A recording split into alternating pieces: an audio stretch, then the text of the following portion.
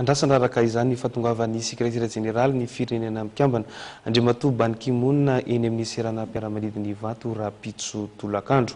Pejim-baovao hafa kosa dia tsy marina ny filazana fa afindra ny Kanada ny fihaonana tampon'ny firenena mampiasa na ampahan'izany manontolo ny teny Frantsay. Io no nambaran'ny ministry ny raharaham-bahiny Malagasy Atallah Béatrice no mariny fa tsisy tokony sakana tsy ahafahana mandray ny fihaonana tampon'ny Francophonie amin'ny volana Novambra ary betsaka ny filoham-pirenena no efa nanamafy ny fahatongavany eto Madagasikara.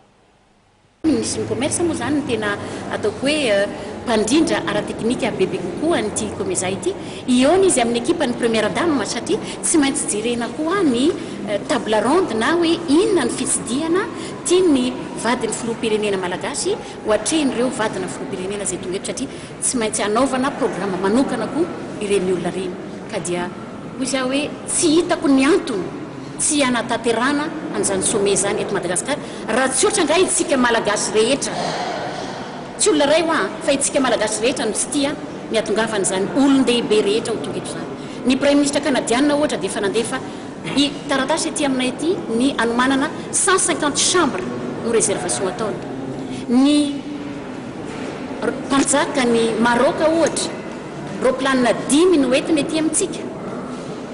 Ny filoham-pirenena Frantsay efa nandifa niraky ny teto ary efa manomana ny trano hipetrahany filoham-pirenena Frantsay ka inona reny antony tsy tiantsika anaovana an'izany sommet zany eto amintsika. Ny magaga nge ny olona tsy tia ny atongavan'ny sekretera général ny Nations Unies aty Madagasikara mangataka fihaonana aminy.